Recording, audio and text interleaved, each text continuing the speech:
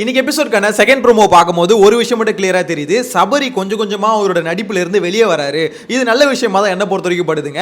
ஆனா உங்க எல்லாருக்கும் ஒரு டவுட் வரணும். என்னன்னு பாத்தீங்கன்னா இவ்வளோ நாளா வாட்டர் மெலன் இதே வார்த்தை தான் யூஸ் பண்ணுது. அதாவது சீப்பு, இந்த மாதிரி தகுதி தராதரம். ஸோ இந்த வார்த்தையெல்லாம் பாத்தீங்கன்னா ரொம்ப நாளா வாட்டர் மெலன் தர்பூசணி யூஸ் பண்ணிட்டு தான் இருக்கு.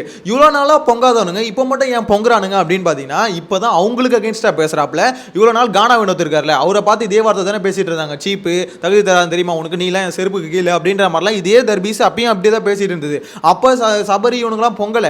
அப்போ பார்த்தீங்கன்னா கானா வினோத்துக்கு அகேன்ஸ்டாக பேசிட்டு இருந்தானுங்க. ஆனால் நீ பண்ணதானே தப்பு, நீ பண்ணதானே தப்பு அப்படின்னு அவர் பேசிட்டு இருந்தாங்க. கானா வினோத் பண்ணது தப்பாகவே இருக்கட்டுமே.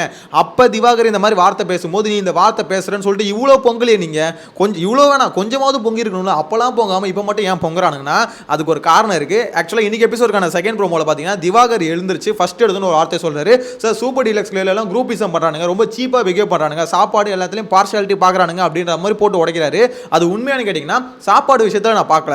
ஆனால் உண்மையிலே ஒரு குரூப் கேம் வந்து ஆட ஆரம்பிச்சிட்டாங்க. நேற்று நைட்டு நான் போட்டிருந்த வீடியோவில் சொல்லியிருப்பேன். ஆக்சுவலாக சபரி வந்து பிளான் பண்ணிட்டாங்க. சபரி, கனி இவங்கெல்லாம் சேர்ந்து செம்ம ஸ்கெட்ச் போட்டாங்க திவாகரை இங்கேருந்து தூக்கி சூப்பர் பிக் பாஸ் ஹவுஸுக்கு அனுப்புறதுக்கு.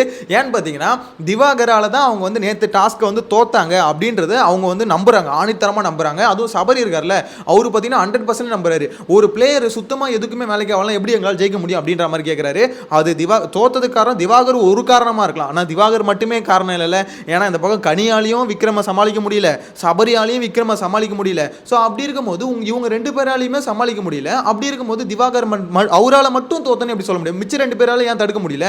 உங்களால் விக்ரம் ஒரு ஆளே தடுக்க முடியல. விக்ரம் பார்த்தீங்கன்னா கனியை தூக்கி லெஃப்ட்ல, சபரியை தூக்கி ரைட்ல அப்படின்ற மாதிரி இது குழந்தைங்களை தூக்கி அடிக்கிற மாதிரி தூக்கி அடிச்சிட்டாப்ல. ஸோ அவரோட பவர் அந்த அளவுக்கு இருக்கு. அதாவது ஒருத்தவங்க தோத்துட்டாங்கன்னா அந்த தோல்வியை வந்து பார்த்தீங்கன்னா சப்பக்கட்டு கட்டுறதுக்கு விஜய் பார்வதி இன்னி வரைக்கும் பார்த்தீங்கன்னா பேசிக்கிட்டு இருக்காங்க. அதாவது கெமியா இருந்தால் பண்ணியிருக்க முடியுமா?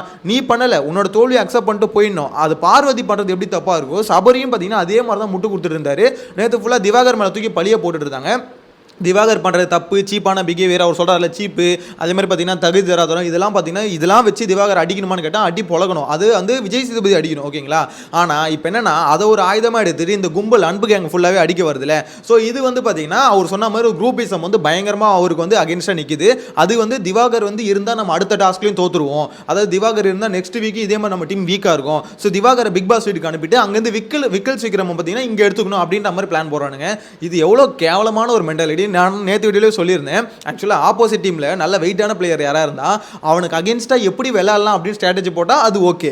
அவனை எப்படியாவது நம்ம டீமுக்கு தூக்கிட்டு நம்ம டீமில் இருக்க வீக்கான பிளேயர்லாம் அங்கே அனுப்பிச்சிட்டு நம்ம ஜெயிச்ச மாதிரி காமிச்சிட்டு அது வந்து உண்மையிலே சொல்கிற ரொம்ப கேவலமான ஸ்ட்ராட்டஜி. இதை தான் கனி, சபரி எல்லாம் பார்த்தீங்கன்னா ஓட்டிகிட்டு இருந்தாங்க நேற்று நைட்டு ஃபுல்லாக. ஆக்சுவலாக அது வந்து இம்ப்ளிமெண்ட் பண்ணுறாங்களா என்னன்னு தெரியல. ஆனால் திவாகர் வந்து பார்த்தீங்கன்னா குற்றச்சாட்டு வைக்கிறாரு சாப்பாடு விஷயத்துலன்றாரு.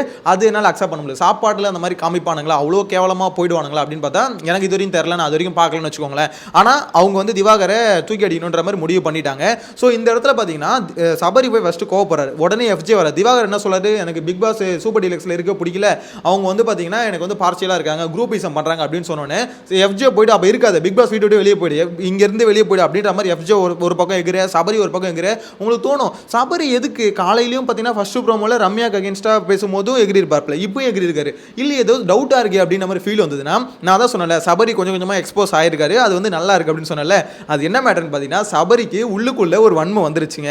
காலையில் லைவ் பார்த்தவங்களுக்கு தெரிஞ்சிருக்கும். சபரிக்கும் திவாகருக்கும் லைட்டாக பார்த்தீங்கன்னா ஒரு டஃபாக இருக்கும். என்ன மேட்டர்னா திவாகர் வந்து சபரி வந்து இவ்வளோ கார் வச்சிருக்கான், இத்தனை லட்சத்துக்கு கார் வச்சிருக்கான், இத்தனை கோடிக்கு வந்து கார் வச்சிருக்கான் அப்படின்ற மாதிரி சும்மா பேசியிருப்பாரு, ஃபன்னாக தான் பேசியிருப்பாங்க.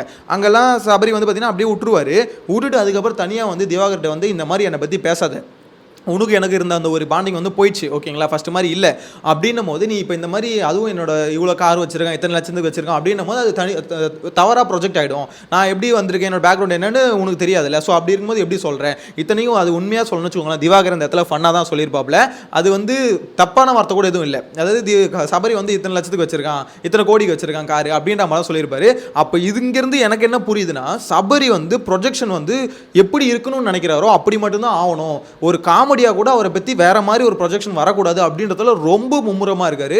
ஸோ இத்தனை லட்சத்துக்கு கார் வச்சிருக்கான், இத்தனை கோடி கார் வச்சிருக்கான் சும்மா சொன்னால் கூட அவரால் ஏற்றுக்க முடியலன்னா யோசிச்சு பாருங்களேன். அப்போ எந்த அளவுக்கு பார்த்தீங்கன்னா கேமரா கான்சியஸ் அவருக்கு இருக்குது அப்படின்றது.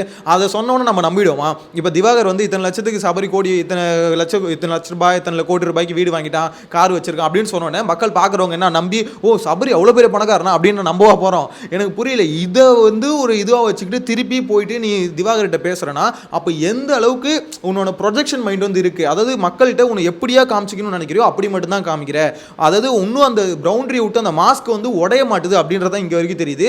இப்போ அதுக்கப்புறம் தான் பார்த்தீங்கன்னா திவாகர் மேலே இருக்க கோவம் இன்னும் கொஞ்சம் அதிகமாகுது. லைவ்ல பார்க்கும்போது கிளியராக தெரிஞ்சது இதுதான் ரீசனு. ஸோ ஆல்ரெடி நேற்று ஒரு சம்பவம், அதுக்கப்புறம் இந்த டாஸ்கில் தோத்துது, ஸோ அதுக்கப்புறம் காலையில் இந்த மாதிரி இத்தனை லட்சம் கோடி இந்த மாதிரி பேசியாச்சு. இதெல்லாம் பார்த்தீங்கன்னா திவாகர் மேலே சபரிக்கு வந்து இன்னும் கொஞ்சம் காண்டு வந்து ஏற்றி விட்டுருச்சு. ஸோ இந்த காண்டு ஏற்றி விட்டோன்னே இன்னைக்கு வந்து பார்த்தீங்கன்னா சான்ஸ் கிடச்சோன்னு வச்சு செய்யும் செய்கிறாப்புல. அதனால தான் திவாகர் பேசின உடனே பார்த்தீங்கன்னா எகிரி பொங்கிட்டு ஓடுறதுக்கு காரணம் என்ன நினைக்கிறீங்க? ஆல்ரெடி உள்ளுக்குள்ளே வந்து பார்த்தீங்கன்னா ஒரு டஃப் ஆயிடுச்சு. ஓகேங்களா, திவாகரை வந்து தாக்கணும் அப்படின்றது சபரி டிசைட் பண்ணிட்டாப்புல. அதுக்கான காரணங்கள் தான் பார்த்தீங்கன்னா என் தங்கச்சி தொட்டா நான் வருவேன், சீப்புன்ற வார்த்தையை பேசினா நான் வருவேன். இவ்வளோ நாள் அந்த சீப்புன்னு தாண்டா பேசிட்டு இருந்தான், இவ்வளோ நாள் தகுதி தராத இல்லைன்னு எல்லாரையும் பேசிட்டு இருந்தான். அப்போலாம் ஏன்டா யாருமே வரல? நீ அதாவது இவ்வளோ நல்லவனுங்களும் இவ்வளோ மானஸ்தனங்களும் இவ்வளோ நாள் வீட்டுக்குள்ள தான் இருந்தானுங்க. ஆனால் இவ்வளோ நாள் அதெல்லாம் கண்டிக்காம சப்போர்ட் பண்ணிட்டு இருந்தானுங்க. அதாவது எப்படி சப்போர்ட் பண்ணினா, உடனே நீ வந்து வார்த்தை விடாதானே, நீ வார்த்தை விட தப்பாக எடுன இப்படின்ற ரேஞ்சில் தான் இருக்கும். இன்றைக்கி அதே மாதிரி பேசியிருக்க வேண்டியதானே, ஆனால் நீ வந்து விடுறது வார்த்தை விட தப்பாக இருக்குன்னு அப்படின்ற மாதிரி இப்பயும் பேச வேண்டியதானே. ஏன்னா இப்போ அவங்களுக்கு அகேன்ஸ்டாக பேசுகிறாரு, அவருக்கு அகேன்ஸ்டாக பேசுகிறாரு. இவங்களுக்கு அகேன்ஸ்டாக பேசினா மட்டும் அந்த வார்த்தை வந்து பெரிய குத்தம், மொத்தமாக கும்பல் சேர்ந்துருவானுங்க, கும்பலே வந்து குதிரை வந்துருவாங்க. அதே மற்றவங்களுக்கு அகேன்ஸ்டாக அந்த வாழ்க்கை பேசும்போது அப்பயும் நீ அந்த ஆள் பண்ணுறது சரின்னு சொல்ல வரல, அந்த ஆள் பண்ணுறது தப்பு தான், அடிக்கணும் தான் இல்லைன்னு சொல்ல. ஆனால் இவ்வளோ நாள் நீங்கள் வந்து உங்களுக்கு அதாவது உங்கள் கூட இருந்து மற்றவங்களை பேசும்போது உங்களுக்கு அது அவ்வளோ பெரிய பிரச்சனை தெரியல, இந்த அளவுக்கு நீங்கள் கோவப்பட்டு வரல. ஆனா இன்னைக்கு உங்களை வந்து பேசும்போது இவ்வளவு கோவம் வருதுன்னா நீங்களாம் யாரா? நீங்க வந்து நாயஸ்தனுங்களா? நீங்க வந்து எப்படி சொல்றது, உங்களை புனிதர்களா ப்ரொஜெக்ட் பண்றீங்களா அப்படின்ற மாதிரி தான் இருக்கு. அதாவது சபரி ஆட, அவர் கூட பாத்தீங்கன்னா மிச்ச பிளேயர்ஸும் சேர்ந்து அப்படியே தகடன்னு ஆட, என்ன இது, ஐயோ அதுவும் அவரோட கோவம் வருது, அப்பா ஏய் நவுரா அப்படின்ற மாதிரி அவர். எனக்கு சபரி கோவப்படா மட்டும் அல்டிமேட்டா இருக்குங்க. அப்படியே பயம் வந்துருது பார்க்கும்போது, ஐயோ சபரியா அப்படின்ற மாதிரி பயம் வருது. உங்களுக்கு எத்தனை பேருக்கு சபரி கோவப்படும் போது பயமாகுது? ப்ரோமோ பார்க்குறது எங்கே அடிச்சுட்டு வரோன்னு பயம் வருது அப்படின்றது உங்களில் எத்தனை பேருக்கு ஃபீல் ஆகுதுன்றது ஃபர்ஸ்ட் ஆஃப் ஆல் கமெண்ட்ல மென்ஷன் பண்ணுங்க. ஏன்னு பார்த்தீங்கன்னா இந்த கோவம் எல்லாமே எல்லாருக்குமே தெரியும், லைவ் பார்க்குற எல்லாருக்குமே தெரியும் என்ன ரீசன்னால சபரி கோவப்படுறாருன்னு. ஆக்சுவலாக அவங்களுக்கு வந்து நேற்றுலேருந்தே சமகாண்டு, அதாவது கனியை திட்டினதுலேருந்தே சமகாண்டு. அதுக்கு அடுத்து ஒவ்வொன்றா அடிக்கிட்டே வராங்க. டாஸ்கில் தோத்ததாகட்டும், திவாகர் சபரியை பற்றி பேசுனதாகட்டும், ஸோ இது எல்லாத்தையும் அடிக்கிட்டே வந்து ஆல்ரெடி பீக்கில் இருக்கார் சபரி. ஓகேங்களா, எப்படா இந்த ஆள் இந்த மாதிரி பேசிட்டு இருக்கானே அப்படின்ற மாதிரி. ஸோ இப்போ வந்து சான்ஸ் கிடைக்க அடிச்சுக்கிட்டே இருக்காரு. ஆனால் இது வந்து எப்படி தெரியுமா இருக்கும், ஆக்சுவலாக நீங்கள் கும்பலாக சேர்ந்து அடிச்சிங்கன்னா அது வேஸ்ட். ஓகேங்களா, சபரி பேசுகிறாருன்னா சபரி மட்டும் பேசணும். இப்போ இவங்களாம் பண்ணுறது வேலை என்ன தெரியுமாகும், திவாகருக்கு நீங்கள் என்ன வேணால் யோசிச்சுக்கோங்க, அவர் மேலே இப்போ செம்ம ஹேட்ரேட் இருக்குது. ஆனால் அது வந்து ஒரு வகையில் சிம்பத்தியாக மாறும். ஓவராக அடிக்க ஒரு கும்பல் சேர்ந்து ஒருத்தனை அடிக்க என்னடா இது பாவமே அப்படின்ற ஒரு எண்ணம் வந்துடும். தயவு செஞ்சு நீங்கள் கொஞ்சம் மூடி இருங்கடா, அந்தாலே இப்போ இருக்க ஹேட்ரேட்டுக்கு வெளியே போய்டு. அவர் விட்ட வார்த்தைகள் இருக்குல்ல, அந்த வார்த்தைகளுக்கே பார்த்தீங்கன்னா நேற்றுலேருந்து வச்சு செதுக்கிட்டு இருக்கோம். ஸோ அப்படின்னும் போது நீங்கள் அமைதியாக இருந்தாலே அந்த ஆள் வெளியே போயிடுவார். ஆனால் நீங்களாம் அடிக்கிறன்ற பேரில் மொத்த பேர் சேர்ந்து அடிச்சு ஒரு மாதிரி சிம்பத்தியை வந்து கிரியேட் பண்ணி அவருக்கு வந்து திருப்பி வந்து பார்த்தீங்கன்னா ஒரு மாதிரி பாசிட்டிவான ஒரு இமேஜை வந்து கிரியேட் பண்ணி விட்டீங்கன்னு வச்சுக்கோங்களேன், அவர் வெளியே வரதுக்கு வாய்ப்பே இல்லை. இதை தான் ஃபர்ஸ்ட் வீக்கில் பண்ணானுங்க. திருப்பி பார்த்தீங்கன்னா இப்போ திருப்பி ஸ்டார்ட் பண்ணிட்டானுங்க.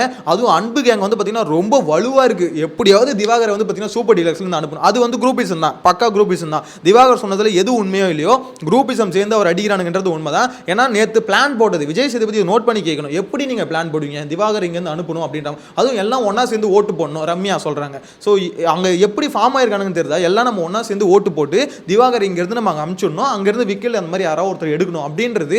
அது எப்படி அது உங்களுக்கு அகேன்ஸ்டாக ஒரு பேசிட்டாங்க அப்படின்னு, அதாவது சூப்பர் டீலக்ஸ்லேருந்து யார் அனுப்பணுன்றது, அங்கே யார் வேலை அப்படி நீங்கள் சொல்லியிருந்தா பரவாயில்ல, திவாகர் அங்கே ஒழுங்காக வேலை செய்யல, திவாகர் வந்து பார்த்தீங்கன்னா நம்மளுக்கு கோஆப்ரேட் பண்ண மாட்டாரு, இந்த மாதிரி ஏதாவது ஒன்று பேசினா பரவாயில்ல. திவாகர் வந்து உங்கள் தலைவி, உங்கள் அன்பு தலைவி வந்து திட்டினது தப்பு தான் இல்லைன்னு சொல்ல, ஆனால் அந்த ஒரு ரீசனுக்காக மட்டும் அனுப்பணும் ஸ்ட்ராட்டஜி போகிறீங்களா, இது பக்கா குரூப்பிசம் தான். விஜய் சேதுபதி கேட்பாரா என்னன்றதை வெயிட் பண்ணி தான் பார்க்கணும். உங்களோட கருத்து கமெண்ட்ல மென்ஷன் பண்ணுங்க. நெக்ஸ்ட் வீடியோவில் மீட் பண்ணலாம். Bye by.